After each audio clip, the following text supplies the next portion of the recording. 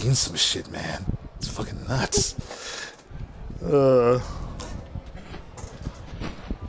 gotta wonder why my guy keeps throwing the glass bottle on the floor. Why not just put it on the... Just drink it!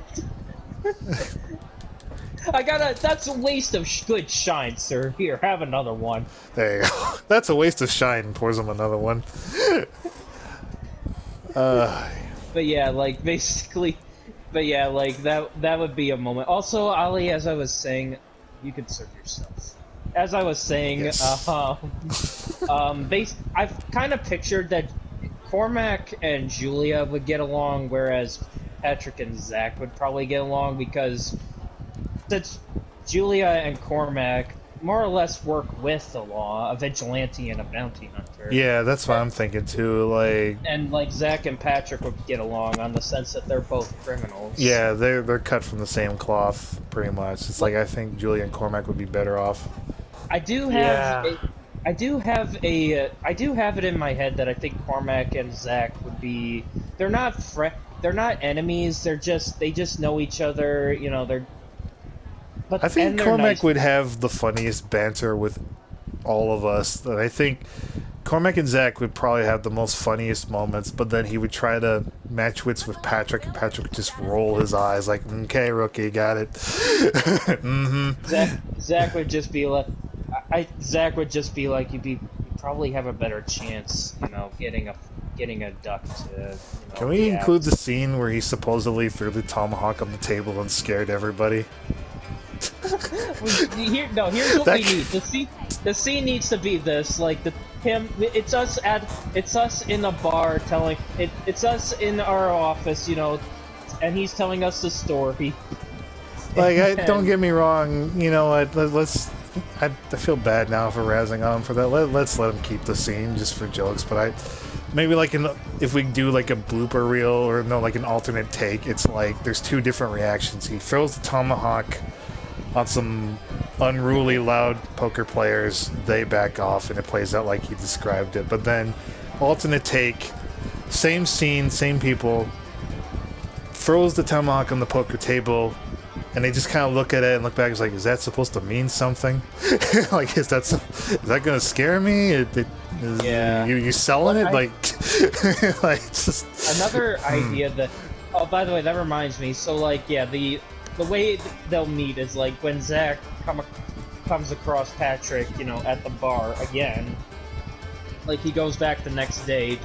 You could say that Patrick bought a room at the saloon around the same time he goes in and bumps into Zach, you know? Kind of an idea here. How about... I was thinking about this the last few days, and I'm thinking... A few days pass after everyone gets introduced, right? So 3 days into Blackwater, same bar. Patrick he's establishing himself as like he has a persona now to blend in with the crowd. He's not Patrick as we know him. He's now made his own. He's now made a character. So now he's in the bar. He's playing poker, but he's also kind of giving like. Maybe he's wearing his regular. He's got like a disguise going on. He still he kind of dyed the hair a little bit blacker or brownish. It's like more dirt, maybe orange kind of looking, but he's got like got a beard now, and he's already established. He's like, no, I'm not a thief at all. I'm just a doctor from such and such, and he's kind of lecturing people about science or something, and he's playing up the character, right? And he's got these people fooled. Zach comes in. He's like, hey, can I play some poker? Yeah, come on down, sit down. We'll play a couple of rounds. And he preaches this to Zach. Now, Zach doesn't know this guy, but as Patrick is going on about some college studies thing that he learned, or something that in Britain that he learned, Zach corrects him. And it kind of feels like, are you bullshitting me, right? Like, and Patrick's like, okay, this guy's on. He knows I'm faking it. So they kind of have like a bit of a little friendly, like off against, like, well, what do you think about this? It's, no, yeah, this is how it was meant to be. I don't know the thing, but they have like Patrick's like, okay, this guy knows I'm faking it. These other idiots on my left and the right, they're stupid. That's why I have like $50 in the cart. That's why I have the stack of chips. So it's like, okay, this guy, he knows. So Patrick be that. Then Patrick can interact with Zach at that point and just have conversations or set up whatever the storyline's gonna be. Well, all right, but I still like the idea. Like, he would reveal his name as Patrick, but he won't actually. But he'll still keep under wraps what his true, nature. Or he is. could just be honest with Zach, right? Like he just kind of say it out, right? Like they play one round of poker, the other guys leave, no bar fights, and then Patrick's keeping maybe like a slight foreign accent, maybe not French, but like German or something, right? And he Zach tries. And then like Zach's like, wow, you sure showed them. And Patrick just kind of like lights up a cigarette, looks at Zach, and then talks in his native British, like Jason Statham voice. It's like, these people are dumb shits. It's like they sat here for 2 hours and I robbed them blind. Look, $300 of chips. I didn't have no bar fights to be had. And then Zach's like, you clever little shit. It's like Zach is like, Zach would be like, you're a smart bastard. Yeah. It's like, he would probably be like, to be interested in doing this again. There we go. I like that. Like, I'm gonna go attend to some business in the frontier, but if you wait for me, I'll come back. And of course, Zach would leave while Patrick goes back to his room in the saloon. Maybe when Zach comes back, Patrick just loses the disguise because It's like, oh, what about this? So they part ways, right?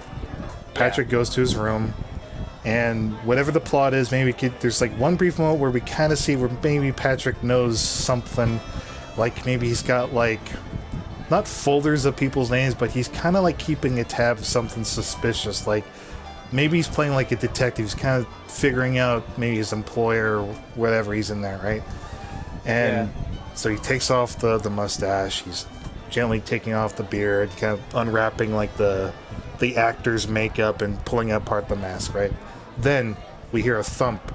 Patrick shoots around. He's like, oh shit, what the hell? We see Zach's going down the stairs, but he says, shit, I forgot something, and goes back up. He goes up to the door, knocks on the door, but he finds that the door is unlocked. The hell? Opens the door, windows open, the room is empty. Patrick is gone. But then, kind of looks around, he's like, whoa, what the hell? He must have been in a hurry. He finds, like, the fake mustache, and he's like, okay, I've been had, or whatever. Or maybe they're not even reveal that he was in disguise. It's like I could have sworn he bought this room. Like, he told me he was staying the night here. He's gone. What the hell? That kind of a thing. I don't know. You can play whatever you want. I just thought, I like imagining those little movie scenes like that. Let's say, how about this? Like Zach picks up the mustache and he's like, he knew it was fake, but he didn't think to say it. How about that? Yeah. But his interest has now sparked something. Like he's like, it's more than just bullshitting with the poker players. Like now there's something bigger going on here.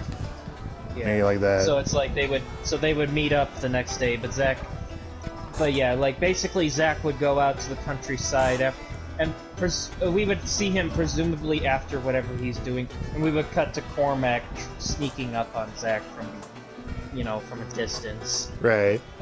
And of course you have, the whole like Cormac is about to take Zach on, but when he notices some soldiers harassing a native, he just says to Zach, and Zach just says to him, says, watch this, it's pretty cool, huh? Check this out. He does the tomahawk scene. Yeah, like Zach, but yeah, in seriousness, Zach would be like, go ahead, I'm not going anywhere. Like, we would establish that the two knew each other. Now we gotta figure out how to get Julia in there, though. That's the thing. We're getting her involved in the bar fight. When they do the poker game, the next day. Yeah, that's right. Okay, so the bar fight happens. Like when Zach and Cormac join Patrick for some poker, and when a bar fight breaks out, Julia happens to be there, probably gets involved, and when it's like, while they're fighting, she's actually taking on several men on her own. She probably catches their attention with the fact that, she's a woman and she's able to fight 3 men on her own, you know? What if Julia is at the poker game posing? Would she be onto something, or would she be as herself? Would she be like undercover or something, or what? Do you mean like would she be in disguise, like hiding that she's a woman? Or Yeah, do you think for Or Ollie. maybe I want to get Ollie's is- input. He's so quiet. I want to make sure he gets involved too. I think that gives me an idea. Like, how about this? She is in disguise. Maybe not just trying to, disguise herself as a man. Maybe she's just trying to disguise herself from being noticed from everyone else, because in public she always has this, innocent, goes to church, die-hard Christian image in front of others, but she does have a side of her that likes to be wild. You know what? Maybe that outfit you're wearing could be what she wears when she's when she's not going to church. Like, when she's going to church, she has the church Sunday outfit, but when she's not going to church, she has that outfit that basically tells people, do not fuck with her, Yeah, that could work. You give me a It's cheap, like- fun, cheap excuse to do that Johnny Ringo scene from Tombstone, where he, Doc Holliday he meets Johnny Ringo, the fastest, gun twirler guy, and then Patrick is he's watching them play around, but he's doing the same kind of tricks with one hand with the little whiskey cup that he was holding in the scene, and then Patrick he doesn't think of Julia beside him, but he's like, "Look, darling, it's Colmac. I don't know, should I be his friend?" I don't know. I think he's here to bet a lot of money on the poker game. He's trying to pass a southern accent, and then Julia could. Well, Julia Patrick's would in talk another disguise. He made a southerner now. It kind of looks like a. You know what I think? I want Julia to insult Patrick in her language. I would like to see that. So, okay. I think I got it. All right. So Because we've now established Patrick that is he's being introduced to Cormac. Zach and Patrick already know, and he doesn't know Julia the whole way. He kind of assumed that she was just someone who was there and kind of invited along, flirted, but not really just, hey, come on, join me for the poker game. It's going to be quite the fun establishment. Yeah. And then Patrick says something, but maybe he has he kind of botches a certain word in the language. What's her language again? French? French. Okay. Yeah, she's French. He says it, but he kind of mispronounces something. There's a pause, and Julia kind of rolls her eyes and then says the insult, and we see it in the subtitles or something. And then Patrick kind of winces, and he's like, "You're correct. That's on me," or something like this. You can tell he's wincing because he's he fucked it up, but he's taking it in stride. He's like, "You're right. Pardon me," or some shit like that. She could just be really harsh. And Patrick's like, "Whatever." I'm trying to translate some stuff. I'm trying to. Here, hang on. I'm doing English to French to see what it is. Honestly, since it's just focusing on us four, and then the rest would just be cameos, Final, Mikey, Tyler, because I can't really get a hold of them as far as the comic goes. I know Mikey's kind of aware of it, but the only thing we really discussed is that in the comic he meets Vinny or something at some point where he cameos as one of the sheriffs in town. I can see him in there because his character's pretty cool to look at. Here we go. Here we go. Can you guys hear my translator? A bit.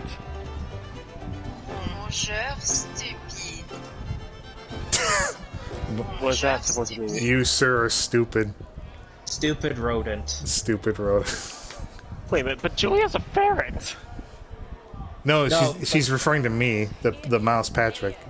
Yeah, that's what she would be saying under her breath, And Patrick. Or no, she corrects him and then adds the stupid line, she says, no, that word means that, you stupid shit, or something like that.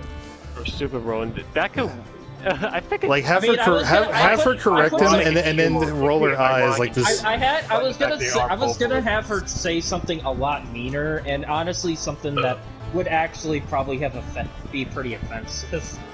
I mean, I can allow that, but there has to be context behind it. So it's like we'd have to set up a scene where if she's flirting with him, you know, it's like I don't know why, but this is what for some reason I was trying to think of. we could add a scene where Julia and Patrick are flirting, and during the conversation, like Patrick brings up, hey, you know, I'm pretty good with my French too. You want to listen? And she's like, sure. So he says it. He kind of gets it right. It's like maybe 80% right, but she's kind of teasing him, and Patrick just kind of chuckles, plays up the southern accent. He's like, you're a charmer and you're a teacher, but damn, girl, you're scathing, or something like that. And she pulls him closer. She's like, I can be a lot more than scathing. Like she ropes him in by the neck collar. Says, I can be a lot more than harsh. That way we could establish. That way we could establish the scene. So it's like she knows he was flirting on her and doesn't want to be touched or groped by this guy. Actually, then she could say the line where she says, she corrects him and says, "You stupid idiot, you stupid mother." No. We could also have this, like this quote. Rongeur désespéré. Rongeur désespéré. And that translates to desperate rodent. There we go. Okay, I got that. I like that. Desperate rodent. Like Desperate he's trying to hit on her, and she's like not buying it. Yeah, Patrick would be a flirter, but I think like he would flirt with Julia, but I think at some point he would be established like he's here, but he's kind of finding what kind of people are like here and what these towns specifically need. And if it's going to largely take place in Blackwater, maybe it could be. Does Blackwater have a pharmacy? They have a pharmacy, right? Pharmacy? They or might like have. the doctor, right?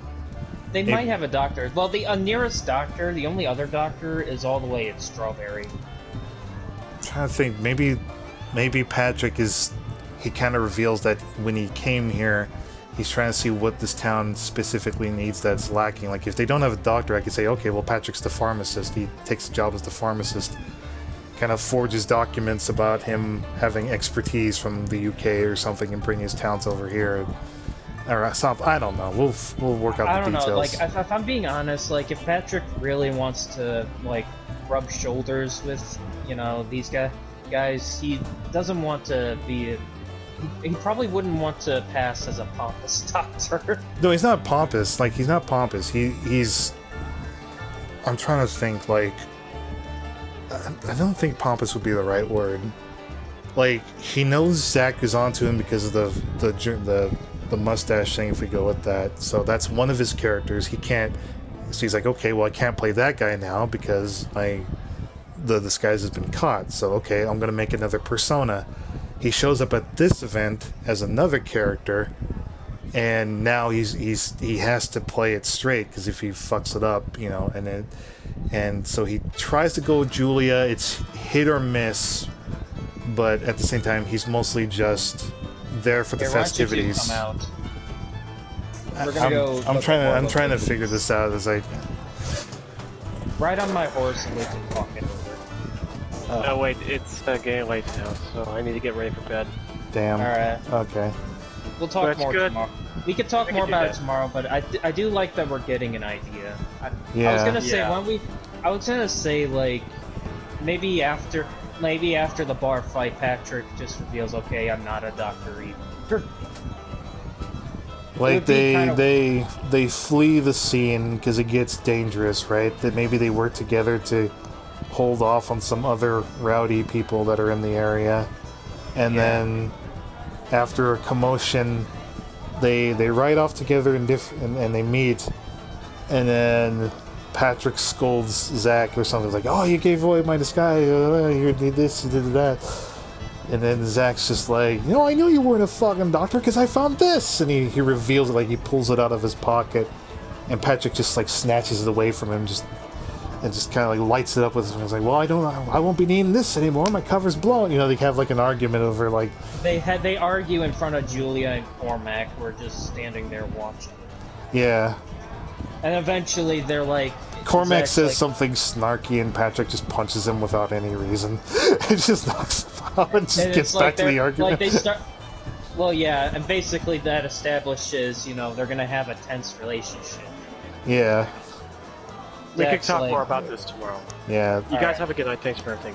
Good night. Alright, take care. Oh, by the way, today is Tom Kenny, SpongeBob's voice actor's 60th birthday. Happy birthday, 60 Tom years Kenny. old, shit. Yeah, Tom Kenny. Is he still voicing SpongeBob? Yeah, he still is. Holy shit. And he's 60 today. You know what, Aaron? If it's alright with me, if I had to suggest this, since we're talking about it, maybe let's keep the game on until we have everything we need. If you know Alright what then. I mean. Yeah, you know what? Yeah, you're right. That's actually a pretty good idea. Let's do that. Since you know we want to go on this full time. Anyway, if you want to come outside, just get on my horse and we'll ride around and we'll talk more. But yeah, it's like I like that idea, but now we need to establish, you know, the drive. You know, the So motive now for all the- 4 of the players are... The bar fight happens, Zach and Patrick are going at it. Cormac tries to stop it, but Patrick is like, no, and then, like, you know, starts a fight with Cormac. The two get a brawl. Zach kind of gets involved, but then ushers them to stop it. Julia definitely wants them to stop it.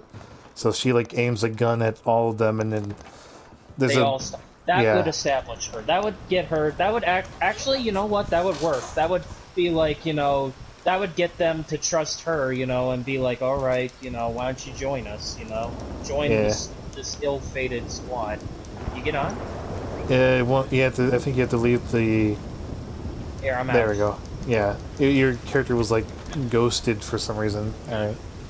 Alright, let's go. But yeah, like, now we need to establish a villain motive. You know what I think we could do, since we're having it that Patrick is exiled from England, trying to hide? Like, we could have it that someone from England, like, you know, has connections here in in Southern America, you know, and is basically, like, manages to get someone, like, maybe both a bounty hunt, like maybe both a industrialist who'd be eager to take that bounty and basically starts pursuing, and also probably starts to realize that not only is Patrick there, but he's got 3 others who could give him a fortune. Like Zach also has a bounty on his head. Cormac would likely be in trouble for what he does, for all his crimes against the military. And I think we should go with that, yeah. Because I've been struggling to come up with, like, a good villain, and I didn't really want to use, like, an establishing, like, webcomic character. I was thinking it needs to be something that brings them here in the game, in universe. Like someone from England, you know, lets one of his industrialist partners in America know, like, the mouse has been causing me trouble. From what I've heard, I think he's moved to the southern United States. If you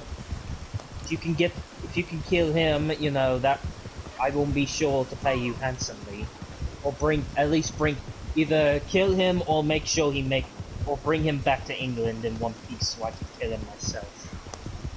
And basically, it's like it starts off that they're after Patrick, but then they'll find out that Zach, Cormac, and Julia are with him, and basically that's an even bigger prize if he gets all 4 of them. Yeah, okay. Yeah, I like that. And maybe it's towards the very end when, like, the heat is on them that Patrick finally reveals to Zach. Like, maybe we don't even need to. Like, maybe Zach picks up right away, but then Patrick reveals just how serious the situation is that he got all of them in, you know? So Patrick just finally reveals himself. Like something, like he exposes, like, the truth in, like, news. Like, I don't know if Patrick would get caught, like, in the news. Well, if I'm going, because I do want to make him, like, loop on the 3rd, so maybe it is established that he's got his face on, like, the newspapers and stuff, but he's just so elusive. Like, he's just that good. Like, he'll slip up along the way, sure. Like, every villain has their own mistakes, but he's like, he can't keep getting away with it. He's got to stop at some point. Like, but he's always, like, 2 steps ahead of the cops. You know, so it's like, so maybe Patrick finally just says, you know what, fuck it, and he takes off, like, the wig, and he holds up the newspaper, and he's like, that's me. And Like, then he just kind of throws it on the... Jul- Yeah. Zach would. I think, like I said, I do still want to keep the storyline that Zach, like, figures out who Patrick is, but I think we'll keep it that Zach is unaware of just how serious, Patrick's actions are, Yeah. Like, because, like, then you could justify him getting mad, you could justify Cormac getting mad, and Julia getting mad. That basically, all three of them got roped into, all of them now had targets on their backs because of Patrick. And it's like in that moment, they all decide. They're all at odds with each other, but they have to realize that they need to work together. They have to, if they want to take that target off their back, they're gonna have to help each other. Like, well, they've already been working together earlier on, but this is the moment where it's like they realize they need each other now. Yeah. Like, they need each other. Patrick would sincerely tell the group, "Look, I didn't mean for this to happen. It's just my legacy, my reputation precedes me, and now I brought that here without realizing it. I didn't know that the guy was gonna, he'd be sincere with him. I was like, look, like I will help, like, undo this, like, international incident, but we have to work together." It's like, I can help. If we work together, I can clear this mess, and we'll all be free men and women when this is over. And we could tie that. We could tie that to the ending where Patrick he's like, now he's taken on like a form of, he's kind of worked his way into being like the Saint Denis police chief. Like he disguises himself as someone working for the force. He finds the files of all of us and clears the records, or switches the blame to somebody else, and he pins it on the guy that was after them. That, honestly, that was something I've always thought about. Like, alright, so I'm thinking, like, for the final battle, because here's what I'm thinking. Like, towards the end, they realize they need to get the industrialist out in the open, as well as his main henchman, We're establishing that it's going to be two guys. Like, the man's henchman who's going to be trying to catch us, and we'll basically put up... He could be a brute that we have to put up against, Yeah. And basically, like, the final battle would be in this area over here, like, a shootout, We could tie this to Leclerc. Yeah, you could have that. Like, that could be, like, in this area. It doesn't have to be, like, directly based off the game's events. It could be more like just passing reference where Leclerc is maybe dealing with that Ned guy with the iron armor or whatever, or something. We could say this is how our characters duel with that guy, or something. I would say, and I do like. Here's what I'm thinking. Like, maybe after the industrialist gets killed, like after he gets killed, maybe they find files of the brute and Patrick. Like, you could have a scene where both Patrick and Zach get a sneaky idea, or they both look at each other like they both have the same idea, and then you cut to them in disguise as policemen. Yeah, Like, I'm thinking like that, just like that Hollywood movie moment where they find the guys, they find the information that they need, they look at each other, cut to, we see like the back sides of Zach and Patrick dressed up as the cops, right? Or officials as part of the police force. They look at each other again, nod. Patrick does his thing. He goes to mess with forge the information, or takes documents. We could have it that, like, Zach, like, with their backs still turned, like, Zach is distracting the police chief, like, talking to him about what the guy did, and you could cut to the desk and see Patrick's hand reaching into the desk, pulling out the files for Julia, Cormac, Zach, and himself. Yeah. And, like, and they would leave, and, the final shot could be them, like, standing outside the police station, like right here, with their backs turned, and then they turn to reveal themselves, Yeah. I like that. There we go. We can do that. And, like, maybe the ending shot is they meet up with Julia and Cormac at a campfire where they burn the files, Yeah. And then the newspaper comes out, and it says, like, Patrick the thief finally caught, was hidden under our noses the entire time, and it shows the industrialist and his goons, and you see him being locked Found away in dead. he's being hauled to the paddy wagon, and he is just not having it. He's like, I'm not him, damn it. As he's losing his mind, and then final moment is just Patrick just watching through the window, just kind of casually drinking whiskey, and just kind of tips his hat, and then the industrial guy locked in the paddy wagon, losing his mind, and it's like, oh, there he is, he's right there, gets taken away, we pull back, and then perfect. Now right it's back. and it's like and then it's like now they're all together. Like you could have it like they're all together, and maybe one of them asks the question, now what? You could have it be. You could have it be like they could. You could have it be like the ending to GTA 5, whereas one of them just simply says, "Now we just keep a low profile." Yeah. Like they'd be like I'd be like we've seen enough. Like they've seen enough for one life. Like they could continue to interact with each other, but for the most part, they're gonna consider we're done. Yeah. We did what we needed. We no longer need to be living in fear. We can now actually live in the real world as opposed to living outside of it. All of Patrick's documents have been pretty much handed over to somebody else, giving him pretty much the greatest heist of all. Like, he completely wiped his slate clean. Yeah, he has a clean slate, and now he can either try and be a better person, which I don't think that's gonna happen. I don't think either be or at least try, or at least maybe you could have it that he starts to establish his own underground criminal empire in basically the US. just relocates and starts. Now he's robbing America instead of the UK. Well, yeah, like let him do that, and meanwhile you could have it like that Zach occasionally lends his help to Patrick, but for the most part has moved on. Like since he no longer has a bounty, he buys a ranch, Yeah. or buys a ranch and moves there. Cormac continues to take care of bounties, and Julia. We'll have to figure out what Julia would have to do, since Ollie's description of her is kind of vague, if I'm being honest.